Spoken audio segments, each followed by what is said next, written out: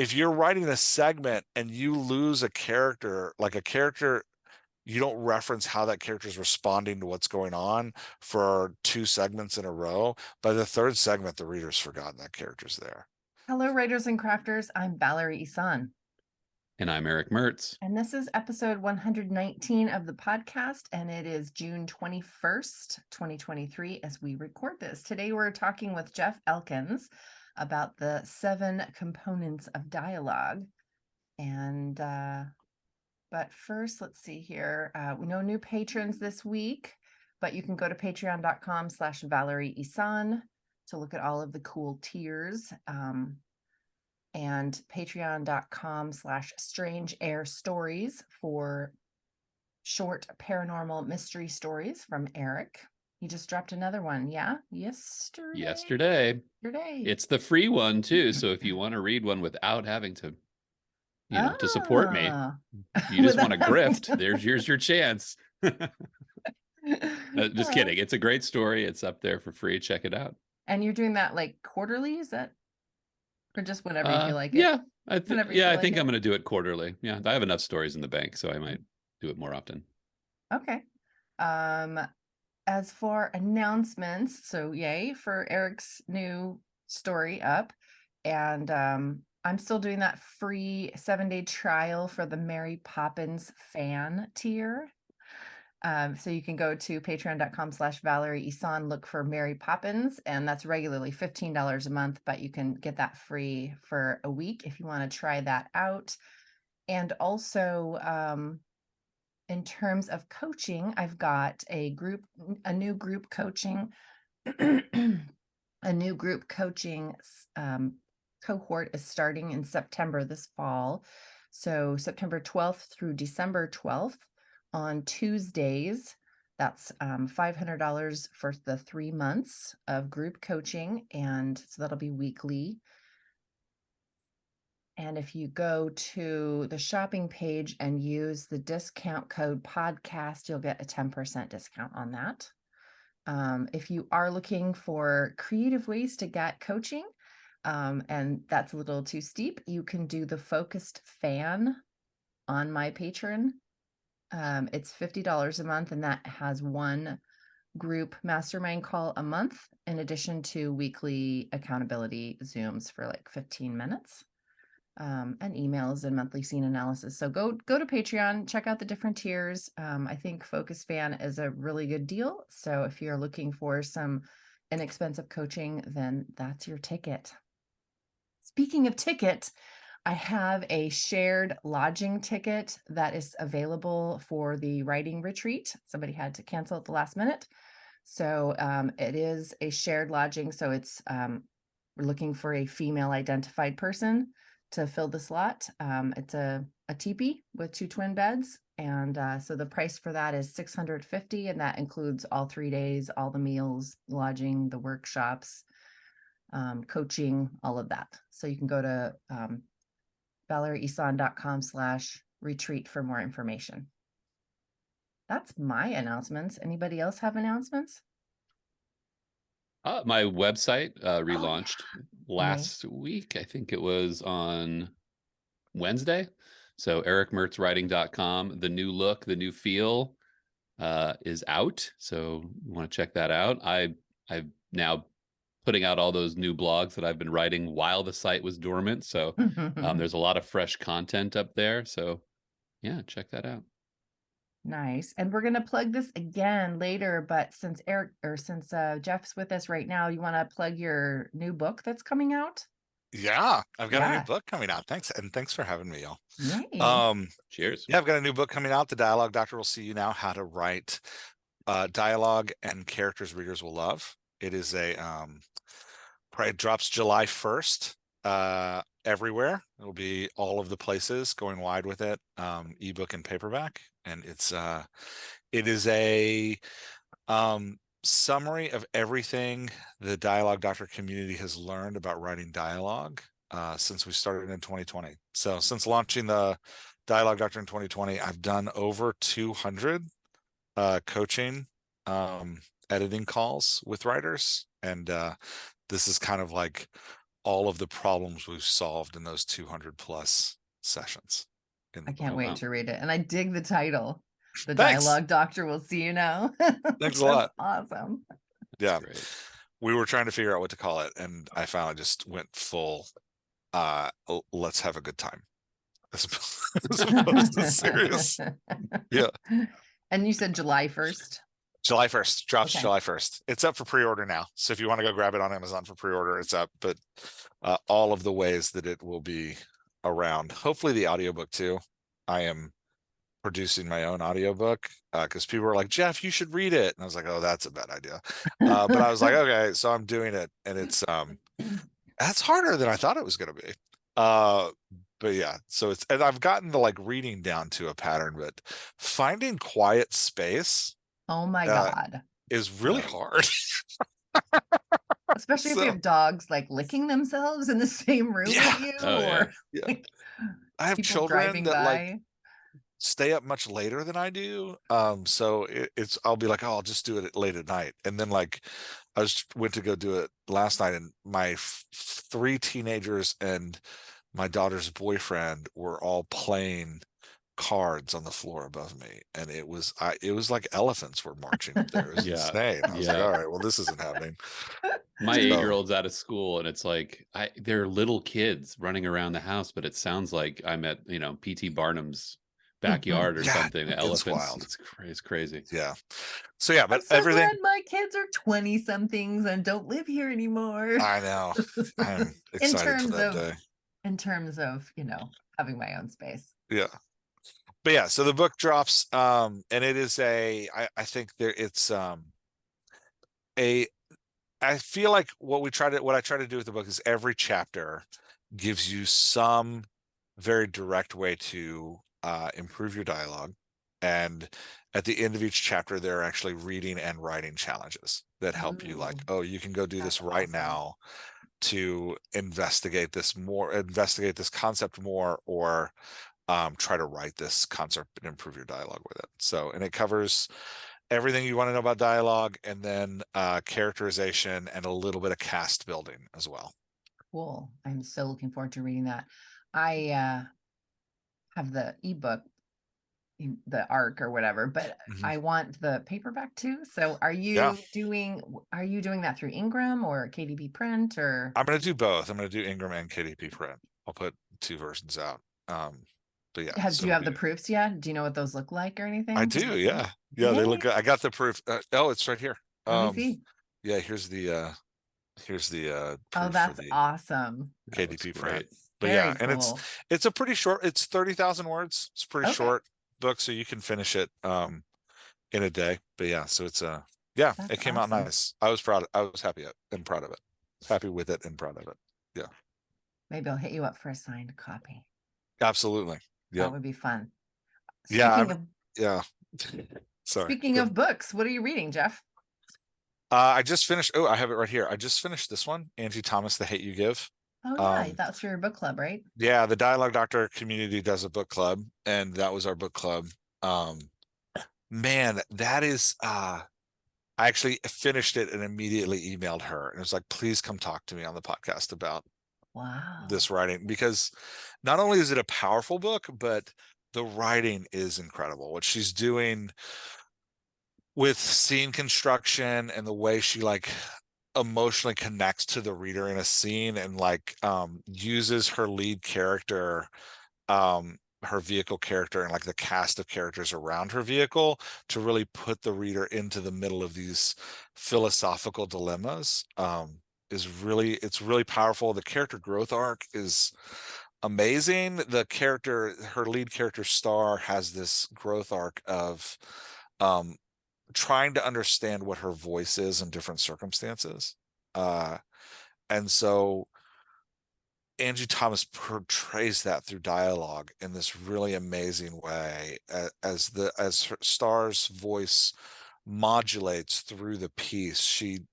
At first she's very silent, she can't find her voice, and then as she moves through these different communities she's a part of, she starts to speak in the wrong ways. You find her like using voices that aren't effective in different circumstances that cause increased conflict.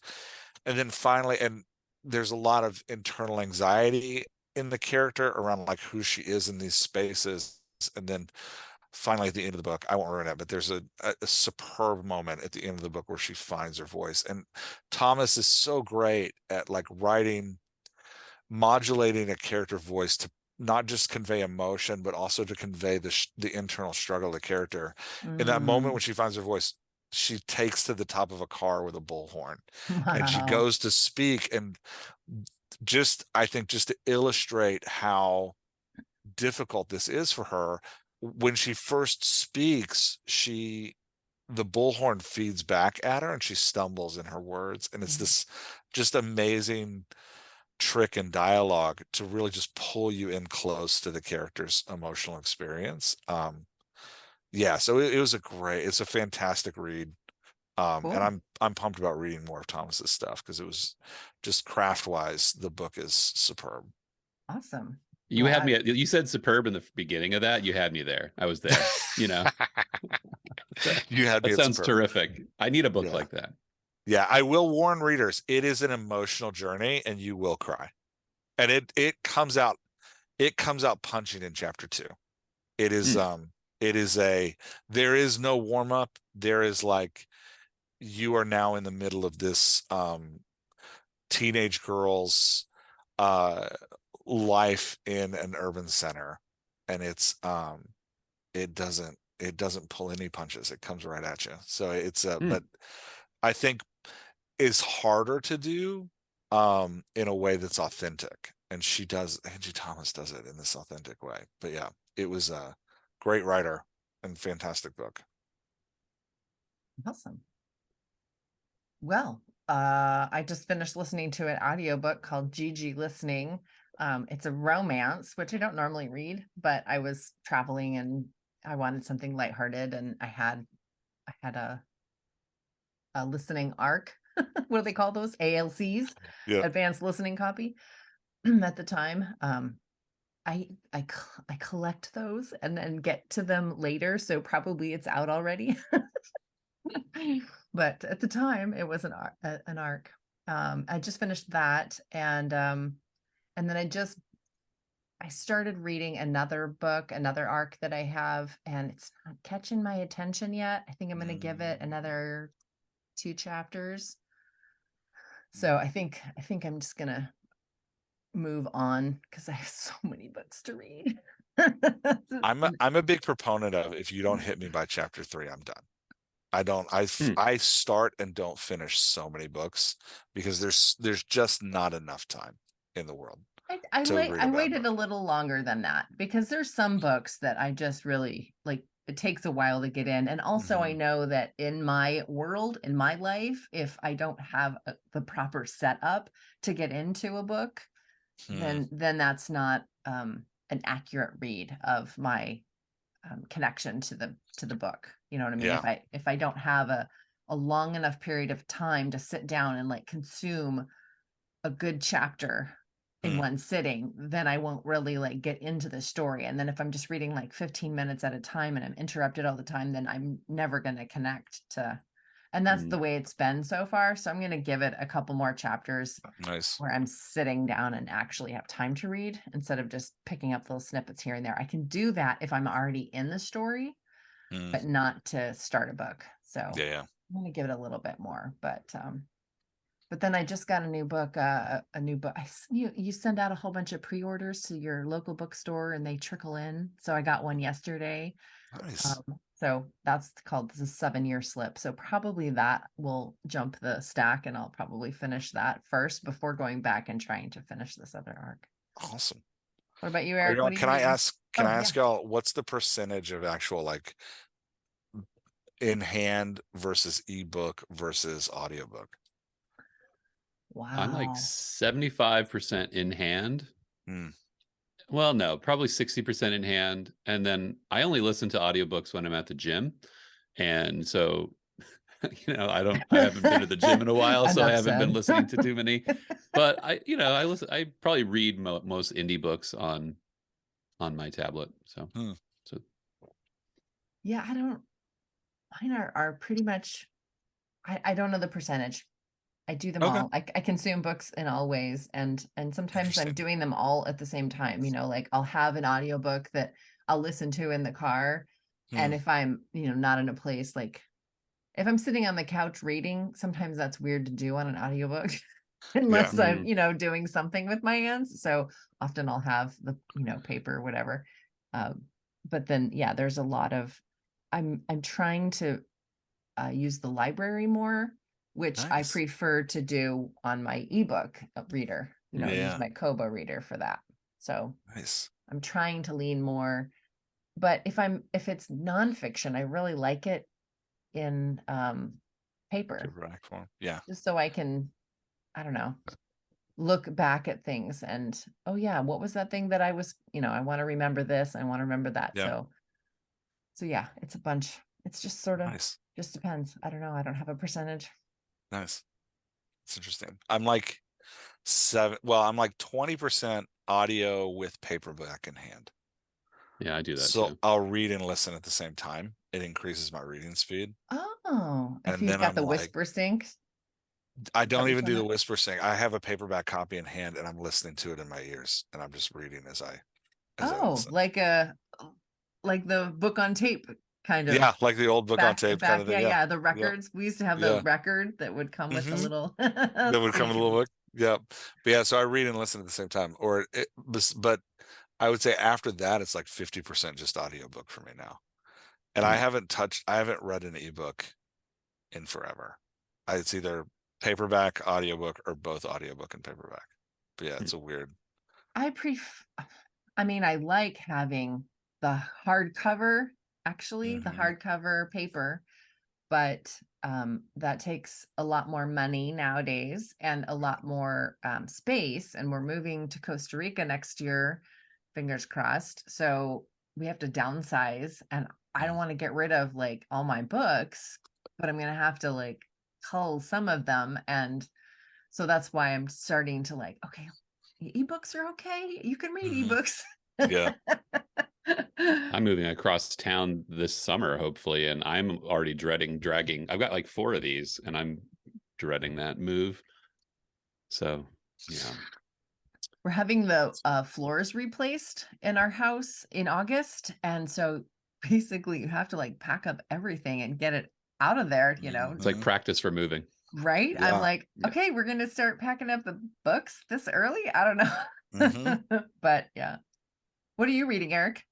Well, actually, oddly, I said I'm listening to that Rick Rubin book, The Creative Act, A Way of Being, which is he's got an amazing voice. He's got this sort of like Long Island Buddhist type of thing going, and it's great. So I've been, like I just said, I listen to books at the gym, but I've actually been sitting out in the backyard and just listening to him talk. It's really interesting to look at creativity from, it's not even just like how to make music or how to do a specific thing. It's just how to get in the mindset of an idea. And it's fantastic. Cool. I'm also reading The Passenger by Cormac McCarthy. And like in a weird bit of synchronicity, that book arrived the day he died. And it was weird. Yeah, I was like, I've been waiting for this book forever. It is, if you've ever read Cormac McCarthy, it's a different kind of experience. Like talk about a book that's hard to get into, but once you're in there, you feel like you've kind of, you've gotten that secret handshake. But it's just so intense to me how he'll take the smallest, what feels like a small incident or moment, and just wring it for every bit of tension you can get out of it. And this is that book. Like it's just every moment is so I don't know, it's like kind of unfurls in a really tense way. And so yeah. But I just finished The Half-Blood Prince by Harry Potter 2 with my kid. Talk about contrasts, right? So we're about to Those are two different authors right there. That's very different authors. There's a lot of punctuation in Harry Potter. There's none in Cormac McCarthy. And a book that I randomly grabbed, a book called Cascade by Craig Davidson, short stories. Really great writer. So kind of Who's very the author? Western. Craig Davidson. I Craig. grabbed it at a bar that I go to occasionally, and it was just on a table, and that was my invitation. And the first story was like gripping, like I couldn't put it down. I was late at night when I started reading it, and I couldn't stop reading it because it was just so gripping. It's about a mother who gets in a car accident, and she kind of has to choose between saving the baby and the husband, and she's kind of going into this like all the things that went wrong with the husband, and that's but it was so like unexpected how it ends up playing. It was a fantastic book. So but that was a great, it was a great opening story. If you're gonna give your reader 7 stories, you start with that one. And Yeah, it was like a trust fall. It was great. talk about built-in conflict to the premise. That's right there. Yeah, like in the first paragraph, you're like, oh, this poor man, he's like hanging on to life, and yet he's kind of a jerk. He might not make it. Oh, man. Yeah. So anyway, Any other McCarthy, thing you want to say about update or anything? Or should we jump into Let's jump in. All right. I'm excited. The 7 components of dialogue. So let me read your bio, Jeff. I should put in the show notes. I can't remember off the top of my head what episode you were in last time. So I will write that down in the show notes. So returning Jeff Elkins, he is a writer, podcaster, theologian. Oh my God, how do I say that? Did I say that right? Close enough. Theologian, and writing coach. He's the author of 11 novels, including Inside Outside and The Adventures of Watkins and Howe detective series. He helps writers engage with, plus you also have a Vela too. You didn't put that in there. I do have a Vela. I wrote this bio before the Vela book had come out. Oh, okay. The Vela book is Nerds, NRDS, National, what does it stand for? Nationally Recently Deceased Services. It's a cross between, it's kind of Ghostbusters meets The Office. Nice. Yeah, so it's about there's actually the novel of the first season is out. So you can grab the novel of the first season if that's interesting. But it is a office comedy about the mundane things of being a part of a government bureaucracy, and they every once in a while go out and have to catch a ghost. So that's the premise. All right. So Jeff helps writers engage with readers by teaching them how to write better dialogue as the Dialogue Doctor podcast. He talks about life after the evangelical church on the We Just Came for the Tacos podcast.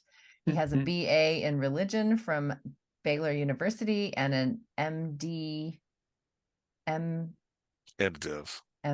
from Truett Seminary. He lives with his wife and 5 kids north of Baltimore, Maryland.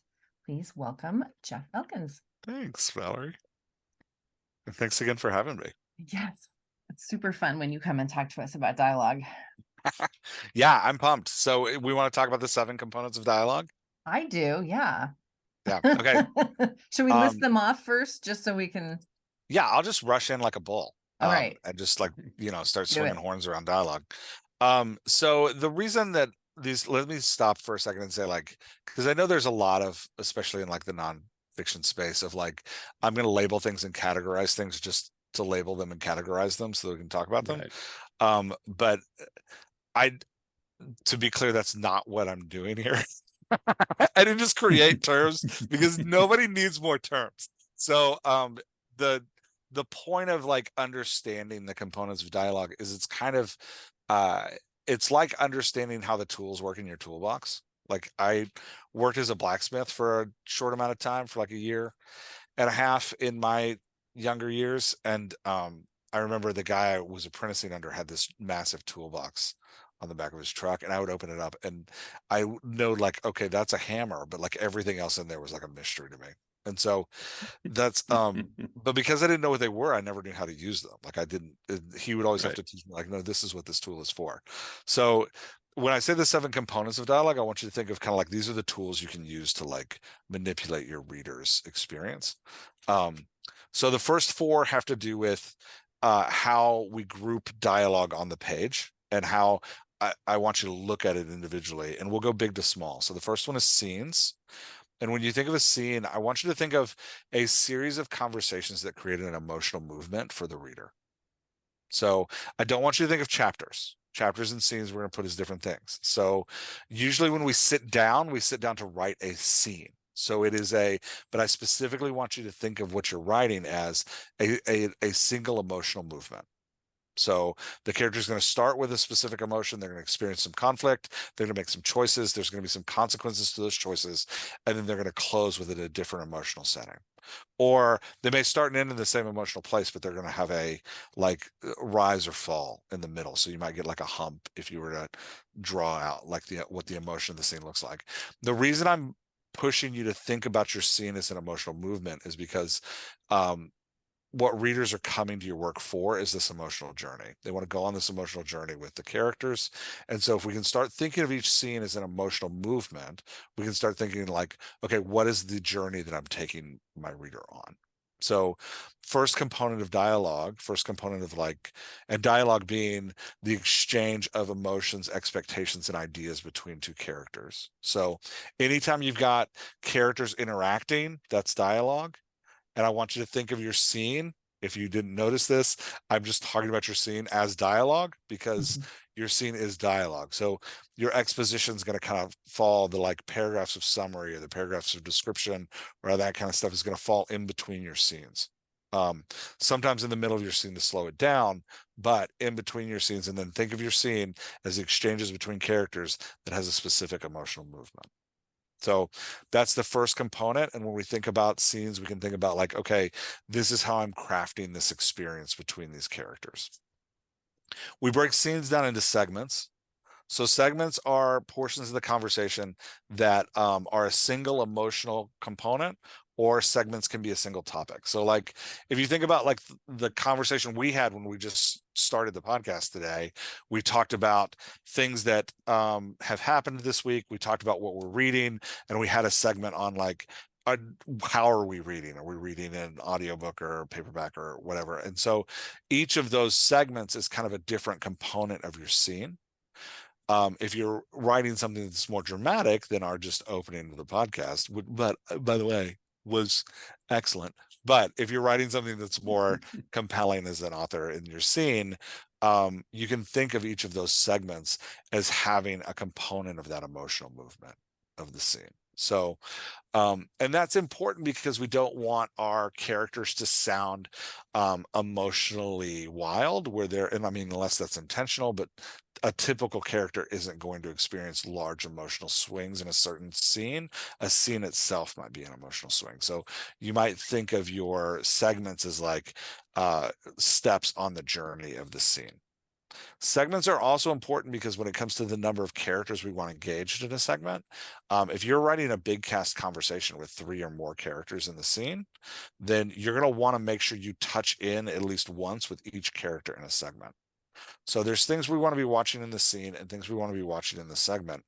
That third component is exchanges. So we break our scene down into the exchange, which is where characters participate in conversation with each other. So if we have like, let's say we have a conversation between like character A and B, a segment would be like A speaks, B speaks. That would be a segment. I'm sorry, an exchange. Or an exchange might be like A speaks and B has body language. Or B speaks and A responds, right? Like, so those are the exchanges in a 2-person conversation. They're easy to see there. But when we get into like a 3-person conversation, if we've got like A, B, C, the characters A, B, and C, you could have like A speaks, B speaks, C replies, A speaks, B speaks, A speaks, C speaks, B speaks. So in that little like thing I just rattled off, I actually rattled off 3 segments. Whenever, sorry, 3 exchanges. I'm confusing the language and that's going to mess everybody up. I rattled off 3 exchanges because every time a character repeats, you have a new exchange. So scenes, large moment of an emotional journey, segments, steps in that emotional journey, exchanges are the building blocks that make up those segments. And the reason those exchanges are important is because that's where you really start looking at like character voice. How does my character sound in each exchange? How does the character appear in each exchange? Is the character consistent in exchanges emotionally? Is the character voice consistent in exchanges emotionally? If I'm modulating a character voice in an exchange, is it appropriate to modulate it at that time, or am I doing it just to accomplish something in the text. So a lot of times, like, I catch myself, I'll have a character that's shy and not speaking much, and the first like 3 exchanges they portray as shy, but then I get to the fourth exchange, and all of a sudden I need something to happen. So I like, okay, the shy character is gonna have like 3 sentences now. It's an inappropriate modulation. There's not a like actual emotional reason that the shy character would suddenly have an outburst. I'm just like, as a writer, I'm like, oh, I need something to happen in this scene, and the shy character happens to be the one that could make it happen. So, but what happens in that like inconsistent voices between exchanges is it causes the reader to lose the character voice and lose an emotional connection with that character. So That's interesting that yeah, it's so granular like that. yeah, and I think I will actually have writers who are struggling with character voices. I'll actually have them go to each exchange and take a highlighter and highlight the character voice in each exchange, and then just read that character. Take out everything else, like make everything else disappear into a fog, and just read that character and ask yourself, in each exchange, does this character sound like the character is supposed to sound?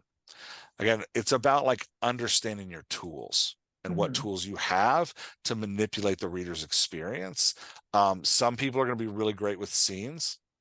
Some people are going to be really fantastic with like, oh, I'm really great at writing small segments of dialogue, and I can nail a segment. If I think about what I need to write, I just need to focus on one segment at a time.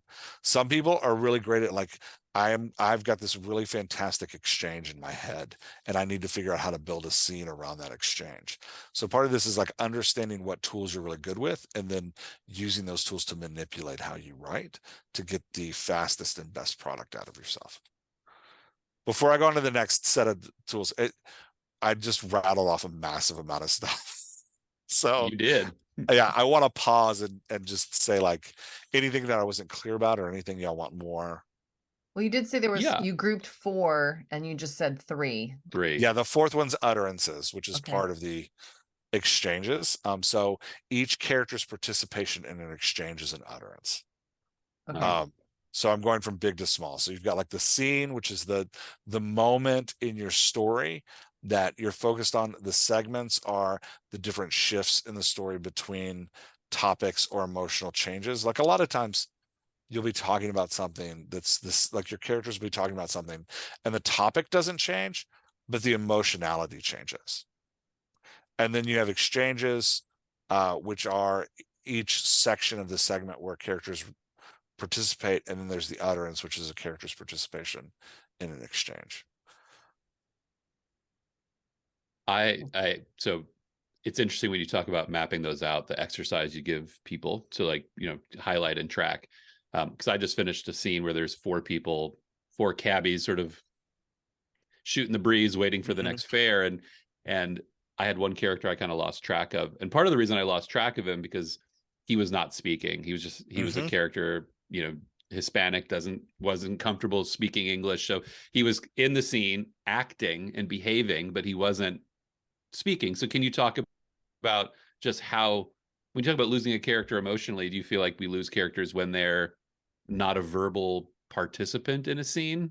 We do. And so like this is a weird thing that like visual media has over us as authors. So like there's certain things as authors, specifically engaging with the reader's imagination directly, that we as authors have a huge advantage over. Like when we're the only art form, the only like storytelling art form in which it's just us and the reader.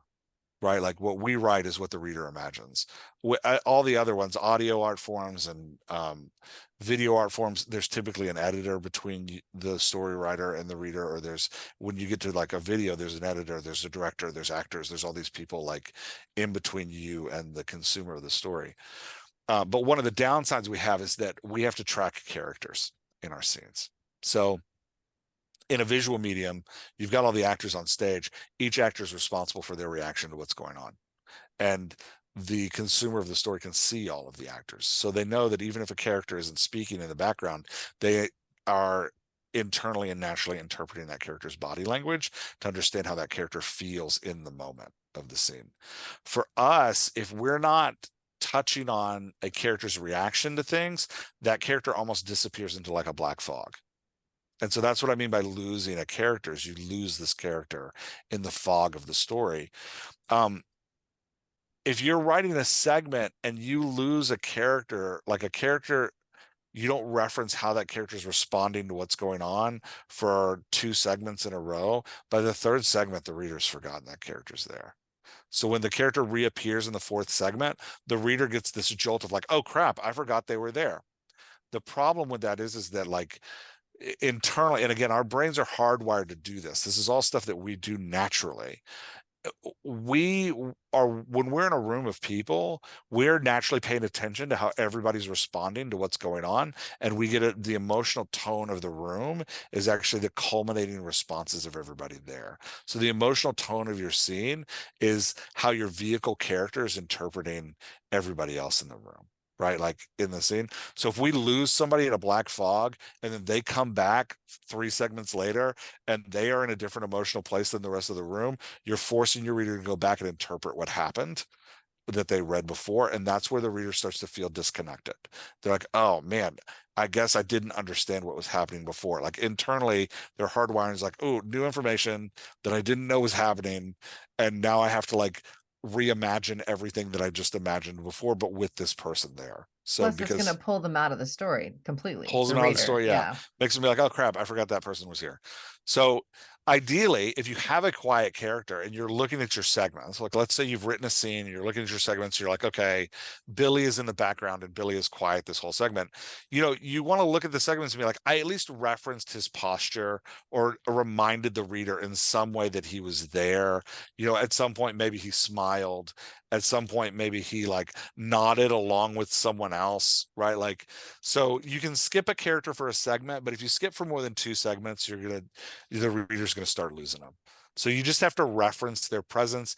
If somebody says something big, if somebody says something like emotionally important to the scene, tell me how all the characters respond. Right, like that's an important thing when a character makes an emotional declaration. Let me know how everybody else is responding to that emotional declaration so that we can so that I can track the scene you have going in your imagination, so that I as the reader can participate with what's happening in the scene. Does that make sense? Absolutely. Yeah.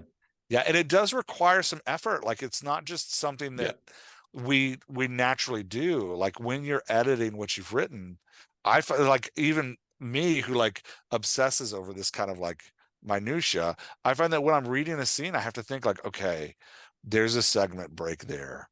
And have I lost Billy? Is Billy still around? Like when was the last time we heard from Billy? A quick cheat. We naturally, as writers, especially those who write a lot of dialogue, we will naturally put paragraphs of exposition in between segments because you can feel the emotional change in between a segment. So you'll take a moment and you'll have like a moment of reflection, or you'll take a moment and you'll have like a moment of description around the room, or everybody will kind of move. You'll have like a moment of body language or where they're moving. You can usually scan somebody who writes solid dialogue. You can usually scan their scenes and just tick the segments off. Like here's a break, here's a break, here's a break, here's a break. And that's what you're looking for, is those emotional or topic breaks in a segment. Not everybody's that way. Like finding segments in Hemingway is really hard because he like weaves in and out of them, and he'll have like 2 or 3 segments going at a time, especially in like The Sun Also Rises. It's kind of tough to do. But just thinking of that book, those conversations are, yeah. And I mean, that's like, you watch people that are like masters at work, and that's kind of how it's not that he doesn't have segments, it's that he understands them on such a deep level.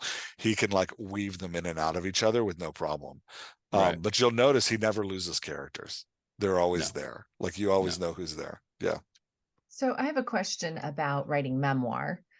I write memoir in a literary style, so it reads like a novel with the rising action and all those bits. But the dialogue necessarily, I believe, looks a lot different in memoir than in fiction. Because, I mean, not in scene. In scene, it will be the same, but there is a lot of personal reflection where there's just the one character in the room. So how do I what would you say to that? Like, how would I make sure that all of these bits are in there, even if it's not dialogue heavy?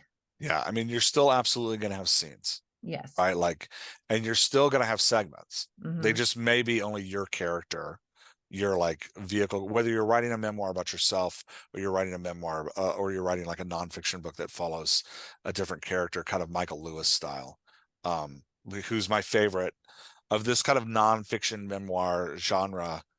Michael Lewis is my favorite. I could read him all day.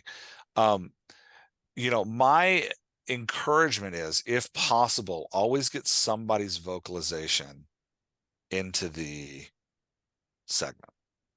So like you're saying, in a memoir, you're not going to have the back and forth that you have in a novel because you weren't there necessarily to record those conversations. There is a necessity in memoir or in nonfiction to at least try to reliably be like, this is how I remember it, as Mhm. you don't just want to be making crap up.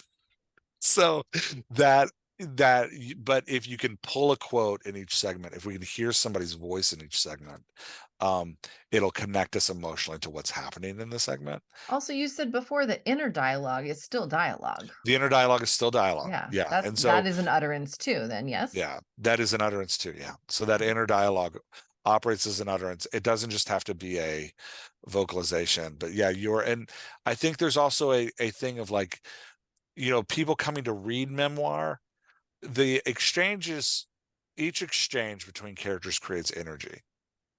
So those exchanges that you have in a segment, the more interrupted exchanges you have, you kind of generate this energy in the text, which is why like we love Aaron Sorkin films, because they have the like quick, fast back and forth utterances between characters with no interruption between the stuff. Or like people who love Gilmore Girls. I can't remember the screenwriter's name who first developed those characters.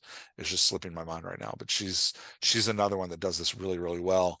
Marvelous Miss Maisel is another product of her work, where you have this like rapid back and forth between the characters that builds all this energy. That's what exchanges between characters do. Uninterrupted exchanges build energy. They will build energy to a point. It's not unending, right? Like you can't take it too far and the reader starts to get tired. Memoir readers, I believe, are coming to the text for a different thing. They're not coming for that energy of a scene. Like they love it if it can happen, but they're coming to, experience a more reflective journey. So there's an emotional expectation from those readers that isn't in fiction, which allows you more freedom to not have vocalizations in the actual text. Those are the other three components, by the way. Vocalizations is what's coming out of people's mouths, characters' mouths. Body language is how characters are taking up space on the page. And dialogue tags have their own kind of, they embellish emotion, they identify who's speaking, and they shape vocalizations. But those are the kind of the three remaining pieces, since I'm starting to use that language, just to throw those out there. So yeah, so Valerie, I think in summary, I would say that like, if a memoir, well, I've coached a bunch of memoir writers, and I always say to them like, hey, when possible, let's get some vocalizations in there, because the vocalization is the emotional conduit to the reader. So let's get some in there as much as you can, but you also have that ethical responsibility to be true to what happened. And so, having a powerful narrator voice in the memoir who is telling the story in a reflective way can substitute for those vocalizations in that segment to connect emotionally to the reader. That it's interesting. The Handmaid's Tale is written as kind of a fictionalized memoir. Mm-hmm. Joan speaks directly to you, and it is like she is telling a story, and her voice as the narrator is so powerful and so beautifully describes her emotional experience through the action and her participation in scenes, not through just telling you how she feels, Mm-hmm. that while the book can be dialogue light at times, it doesn't feel dialogue light because her character voice is so powerful. So if you can create for your memoir a voice that is authentic and vulnerable, and can describe your participation in scenes, in a strong way, I think. But the key is to keep us locked into a scene. I think the other side of that for memoir writers is just writing summary after summary after summary. Summary being like describing to us large moments of action, and then a reflective summary of like, and this is how I felt about that. Get us into the scene as much as you can. Yeah. Yeah. That's usually what I coach people to do too. Yeah, another great memoir that does this, if you want to read a fun one, is Matthew McConaughey's Green Lights. It is fantastic at getting you into the scene. He gets you right in there, and he has as much vocalization as he possibly can to be authentic. But there's a whole chapter where he is just alone preparing for a movie and he's doing all these crazy things. Even in that chapter, he has like a phone call from his agent at some point that he's like kind of forced in there. He just has like a quote or two for like, what are you doing? He said to me. But it's that kind of like, instead of summarizing these big movements for us, he moves us through scene through scene through scene in his life, and we have these emotional journeys with him, and that's what makes it such a compelling memoir. And again, his voice is very uniquely and authentically him. It's just yeah. Cool. Thanks. Yeah. Anything else y'all want to? I mean, I can go on about the last three components and what they do. Yeah, I would love you to. Yeah. Okay. So I just wanted to interrupt and ask like how this no, related to that's a memoir. great. Please interrupt me, because I'll just roll if you don't. If you don't interrupt me.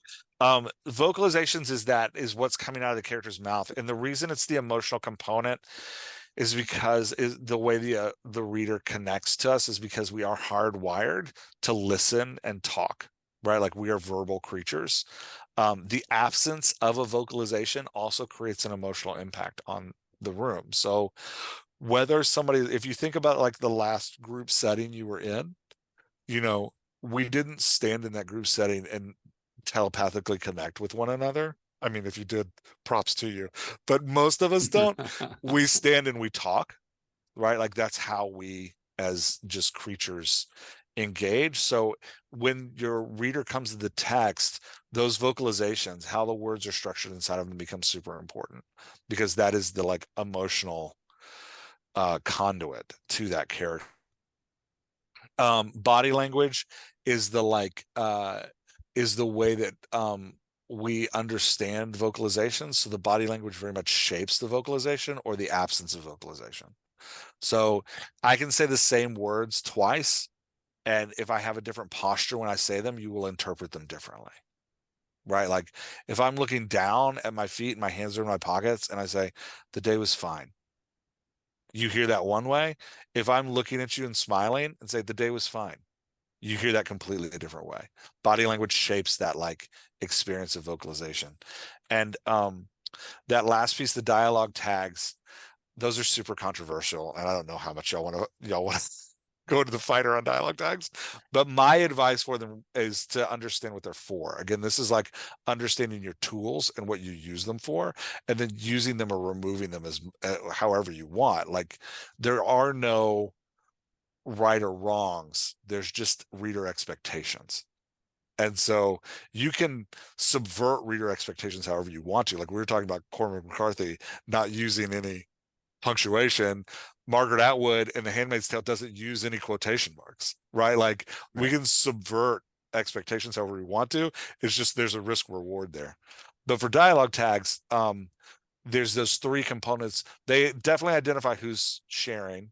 And I go into the book about like, hey, depending on the number of characters you have in a scene, they become less or more important. And I talk about like what those breakdowns are and how to understand dialogue tags for the identification of who's speaking and what they do in the energy of a scene when you use them. There's also but the two things we don't think of is that a lot of times, well, we'll talk about how they embellish. So you can use dialogue tags like you do with body language to embellish a character's vocalization. But the third thing they do that I think we miss a lot is they actually shape the vocalization. So if I say like, hey, what I want is a hamburger and a milkshake, Billy said, right? That sounds one way to our ear. But if we say like, what I want is, Billy said, a hamburger and a milkshake. You can feel how that like micropause actually shaped the interpretation of that vocalization. So another way we can use dialogue tags is to manipulate how our readers understanding or hearing a vocalization. If we put those dialogue tags at the end, they tend to be ignored. If you put them at the beginning, they tend to slow the vocalization down. It can make it feel more hesitant and reflective. If you put them in the middle, they serve as breaks in how the reader will imagine that character speaking. So, it's just another tool you have to like screw with how the reader's imagining your story. Yeah. I'm typing all this down frantically. You don't have to. You can get the book. It's There all you in there. go. Everybody go I get believe the some of book. this might be copyrighted there. Val, you may want to Oh check no. with Jeff. I don't know if I'm allowed to copyright dialogue. I think yeah. No, But yeah. Anyway. I have a It- hard time with voice in that the characters, when I write fiction, the characters all sound the same at the beginning. Mhm. You know, I have to work really hard to make them sound a little bit different. And I don't think that I have a great handle on that. So what would you say to someone? Are you a plotter or a pantser? Plotter. Plotter. So I would say that let's was a build. quick answer, by the way. I like that. Plotter. Yeah. I don't like it when people hem I'm and a haw. plotter Like and that's planner. you Yeah. are okay. I mean, the truth is like we're all both. Yeah. Like Yeah. I'm a hard plotter, but I get into a scene and I start getting emotionally moved by what's happening with my characters, and all plots are off, right? Like now I'm just like, Right. I enjoying mean, the scene. yeah. That So we're happens all too. both, but it's good to kind of be like, that question for me is like, where do you start from? Are you starting with an outline? Or are you starting just like Yeah. blank page? So in the book, I break down what a character voice is. It's 5 different things. It's the words the character uses, the topics the character discusses, the body language that is native to the character's personality, the construction of a character's utterance, like where we're putting those dialogue tags, what kind of punctuation that character uses, how long that utterance is, how short that utterance is, right? Like and then how often a character will participate in a segment based on when there's 3 or more people in a conversation. So again, we could talk about that for hours, but I'll just put those out there to say, like, for plotters, I recommend like, hey, let's take the 4 characters that we're going to see the most often. Think about their personality. How do you want the reader to think about them? How do you want the reader to describe them with adjectives? And then let's use those 5 things I listed off that are the pieces of a character voice. Let's use those to go ahead and plan out what their voice is going to sound like. Okay. And then then you'll at least have a backing. So like, for example, if you're like, oh, this character is shy, well, then we want to be using small words. Big words draw attention, right? Like we don't want a shy character saying, the enunciation of the exuberance, right? Like that's not what a shy character would say. So we want to keep those words small. We want to keep topics focused on other things besides the shy character. Shy people naturally push the topic of conversation away from themselves because they don't want focus on themselves. We want body language tight, right? Often we'll think of body language as like an emotional expression, but it is an emotional expression. It shapes how we understand that vocalization, but it's only an emotional expression after we've categorized it under the character's personality. It doesn't matter how excited a shy person is going to get. That shy person is not going to wave their hands wildly in the air. That's not how shy people function. So first personality, then emotional expression for body language. So we're going to determine, like, shy people are going to put their head down. They're going to put their hands in their pockets. They're going to cross their arms. They're not going to make eye contact. They're going to look away from people, right? Like, so we can get a list of like, here's the kind of baseline body language for this character. Shy people's utterances are going to be small. They're going to be compact. They're going to use a lot of periods, not a lot of question marks, because question marks draw attention to you. When you ask a question, Right. people have to answer it. So we're using periods, not a lot of commas, right? Like we don't want shy people having long utterances. Short sentences with periods. And then, participation in a segment is going to be minimal. They're only going to participate when you call them out. Whereas if you have a commanding character, right? Strong words, look, listen, hear, right? Like hey, look, this is what I want to do today. That's a commanding character's expression, not a shy person's expression. So we're going to change the words they're using. Topics are going to be about what they want to do, right? Commanding people give orders. So topics are going to be a lot about like their opinion on things. Body language, lots of pointing for commanding characters, lots of gesturing for commanding characters. That's why you always see presidents doing the like, they want to come off as the commander in chief. So they talk with their hands in very strict motions. Commanding characters' utterances, questions are going to be used only to gather information. And then most of their utterances are going to be longer sentences with periods at the end, because they are making declarations a lot. And then participation in a segment, they're going to be highly involved in the segment. You're going to get them in every exchange. Right? They might spend a couple exchanges listening, but then they're definitely jumping in after they've listened, right? Because commanding characters want to control the conversation. So you can see how like I'm just taking these 5 things and I'm taking a minute to brainstorm, like, what does this personality sound like?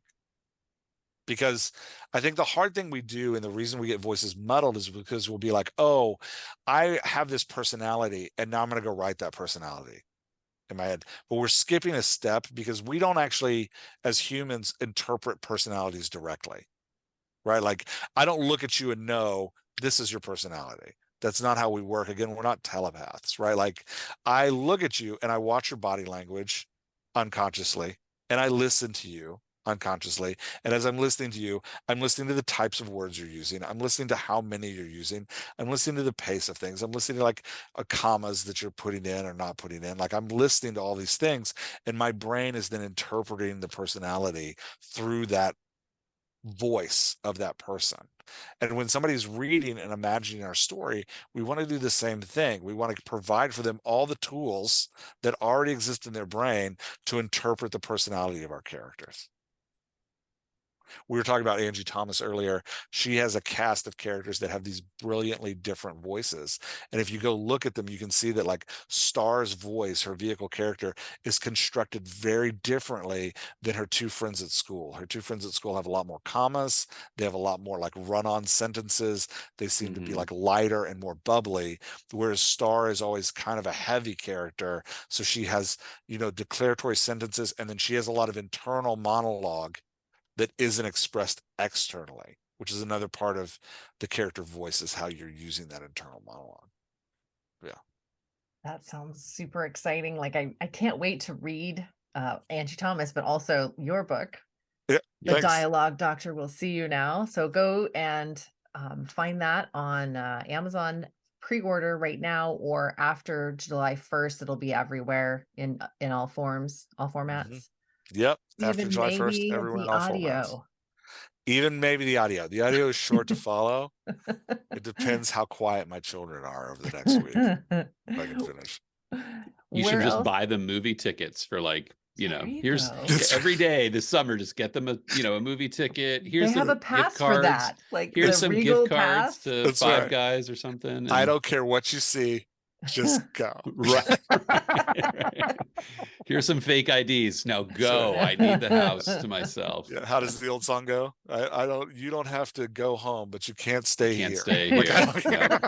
Yep. Jeff, where can people find you online?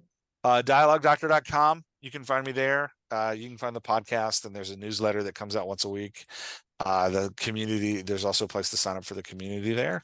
And we just started doing courses. There's actually courses around, I'm slowly rolling out courses around each component of the book. So like this week, a new course about dialogue tags comes up and is rolling out. That's awesome. Yeah. So that's at dialoguedoctor.com. It's the best place to go to find me. All right. Thanks so much for joining us. Yeah. Thanks for being here. It was super fun. And we'll put the other episode number in the show notes, so you can go back and listen to Jeff's other interview. And our next episode is going to be on different types of editing and the budget alternatives that might be useful as well. So yeah, happy writing, everybody. Thanks for joining us, Jeff. Thanks, y'all. Thanks for talking with me, Eric. See you next week. My pleasure. See ya. All right. Bye for now.